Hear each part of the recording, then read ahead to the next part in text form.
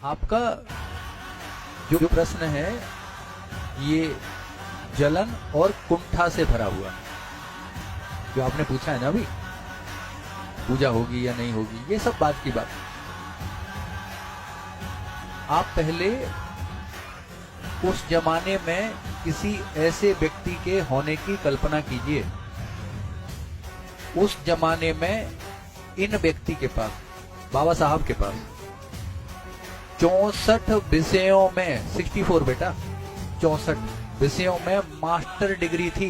देखो, दो चीजें जानो, श्रेष्ठता है तो स्वीकार करो, अच्छी चीजें हैं यदि अनुकरणीय है तो अनुकरण करो उनका। फेसबुक, व्हाट्सएप, ट्विटर आदि के ज्ञान से आपका काम नहीं चलेगा। और एक बड़ी बात, प्रत्येक भारतीय को गर्व होना चाहिए। पुस्तक का नाम है वेटिंग फॉर ए वीजा। क्या नाम है पुस्तक का? Waiting for A visa. आप गूगल कर लेना इस बात को। कोलंबिया विश्वविद्यालय में इनकी लिखी हुई किताब पढ़ाई जाती है।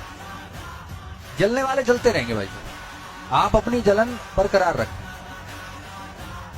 जिसे तरक्की करनी है वो इन्हें पढ़ेगा, जिसे अवनति के पथ पर जाना है वो बहस करेगा। जो अच्छी चीजें हैं उन्हें स्वीकार करो। प्रत्येक भारतीय को गर्व होना चाहिए कि एक विदेशी अमेरिका के विश्वविद्यालय में एक भारतीय के लिखी हुई किताब, भारतीय के द्वारा लिखी हुई किताब सामाजिक दर्शन को दर्शाने के लिए आज भी पढ़ाई जाती है। 9 भाषाओं का ज्ञान था और आपको क्या ज्ञान है? लिख दूं, डाल दूं फेसबुक पे।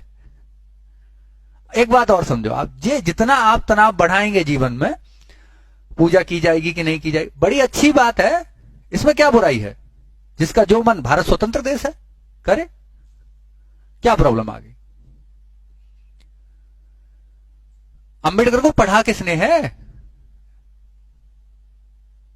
आप उनके बारे में जानिए, नहीं पता कौन सी किताब कब लिखी, क्या है उस किताब में, नहीं पता। लेकिन फेसबुक पे भाषण देने या कम्युनिटी में बैठ के उल्टी सीधी बातें करनी है। और आपको लग रहा होगा एक ब्राह्मण के मुंह से ऐसी बातें सुनना आपने उम्मीद नहीं की होगी। लेकिन यार एक बात तो मानो,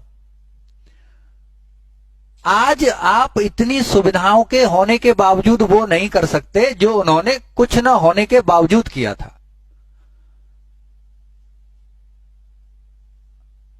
अंबेडकर रोज रोज पैदा नहीं होते।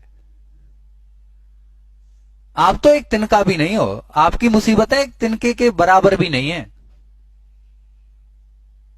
आगे आप पढ़ाई पे लिखाई पे ध्यान दो, इन सब बातों से हटो।